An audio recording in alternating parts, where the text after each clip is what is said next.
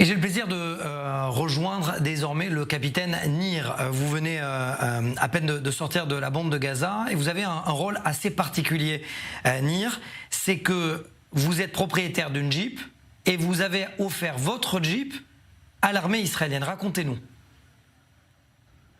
L'unité mobilité est une nouvelle unité créée suite aux attaques du 7 octobre et à tout ce qui nous a pris par surprise en ce Shabbat noir. Des centaines de volontaires venus avec leur Jeep personnel, tout comme moi. Nous avons été mobilisés le jour même par ce qu'on l'on appelle Tzav Shmoneh, des ordres de réquisition immédiate, et nous avons aussi immédiatement réquisitionné nos véhicules. Grâce à cela, l'armée dispose de centaines de conducteurs de Jeep venus avec leurs propres véhicules. Que je comprenne, ça s'est fait comme ça dans l'urgence ? Tout à fait. Ça a commencé par des groupes sur WhatsApp, sur Facebook, qui ont appelé les bénévoles à répondre présents pour prêter main forte. Nous avons quitté nos familles, nous avons tout quitté, nous sommes venus ici pour nous porter volontaires dans cette unité mobilité. Vous êtes donc un officier, on le voit bien sur votre uniforme. C'est quoi votre rôle précis à l'intérieur de cette nouvelle unité mobilité ? Oui, je suis l'officier des opérations de l'unité. L'unité réalise tout un tas de missions, notamment la défense des localités, la localisation des personnes disparues, les allers-retours dans la bande de Gaza pour transporter des soldats et tout un tas d'autres choses dont on ne va pas ou on ne peut pas parler pour l'instant. Alors, j'ai lu dans un article, vous allez peut-être pouvoir ou vouloir le confirmer, que vous, et des hommes, des femmes, de tous âges d'ailleurs, vous êtes rentrés dans la bande de Gaza pour également aller chercher des blessés et les ramener en Israël. Est-ce que vous confirmez ? C'est tout à fait ça. Nous avons exécuté des missions extrêmement importantes pour les combats. Nous avons fait tout ce qu'on nous a demandé et nous avons très bien réussi.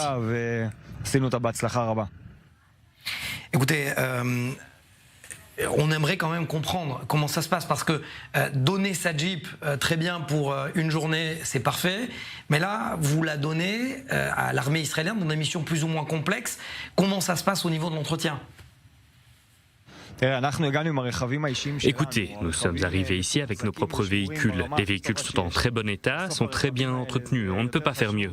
Ces véhicules, pour nous, ils sont plus importants que nos femmes dans ce cas. Ces voitures sont très bien entretenues, en très bon état. Évidemment, s'il faut faire une révision ou réparer des pannes, l'armée nous aide au maximum. Écoutez, je ne sais pas si vous étiez même pas né d'ailleurs à cette époque-là. Il y avait un programme en Israël dans les années 70-73 pour la guerre du Kippour. Ça s'appelait en hébreu Mechonit Amegouyeset Gashash Achiver. Alors c'est-à-dire que à l'époque, les Israéliens amenaient leur voiture en 73 aux soldats, parce que effectivement c'était un petit peu le chaos en Israël. Sauf qu'à la fin de la guerre, on ne leur a pas rendu véritablement leur voiture, mais plutôt une roue par-ci et un volant par-là. Est-ce que là c'est le cas ?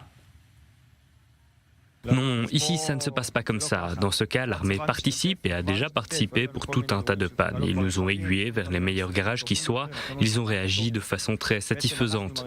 En fait, nos véhicules personnels ont été réquisitionnés avec nous et on s'est très bien occupé de nous. Vous travaillez uniquement pour le front intérieur ou pour d'autres unités également ? Nous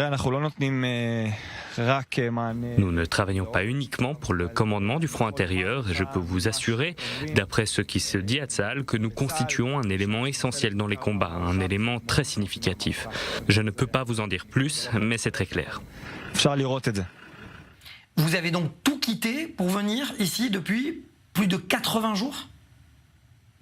C'est tout à fait ça.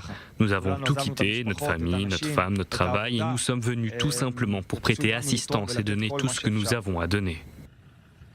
Capitaine Nir, dans votre vie professionnelle, vous êtes dans le high-tech, donc vous n'avez très très loin quand même d'imaginer servir dans des unités de ce qu'on appelle mobilité, donc avec votre Jeep. Comment ça se passe par rapport à votre travail, par rapport à votre entreprise ? Oui, j'ai tout quitté. Parfois, tard la nuit, lorsque j'ai quelques minutes de libre, j'arrive à passer quelques coups de fil pour rattraper le retard. Mais je n'ai pas seulement laissé derrière moi mon travail, j'ai également laissé ma famille et mes jeunes enfants pour être là. Et j'imagine que vous n'êtes pas le seul, parce qu'effectivement, on a vu des réservistes également âgés de plus de 70 ans. C'est la seule unité au monde qui, aujourd'hui, emploie, j'allais dire, qui recense, recrute des soldats pour et en raison de leur Jeep. C'est le cas de nous tous, et quand je dis nous tous, je parle de centaines de soldats de tous âges qui ont laissé leur famille, leur entreprise, et qui tout simplement sont venus prêter main forte. Des centaines. Et cette Jeep qu'on voit juste derrière vous, elle sera utilisée jusqu'au bout ? Pour notre pays, nous resterons là jusqu'au bout, donnerons tout ce que nous avons. Et je crois qu'en cela, je représente toute notre unité, et l'unité mobilité qui désire participer à l'effort de guerre. Et tant qu'on aura besoin de nous, nous serons là. Écoutez, capitaine Nir, je ne peux que saluer et vous saluer pour votre travail, pour votre dévotion et votre envie d'aider tout le monde, justement. Merci, merci, capitaine Nir.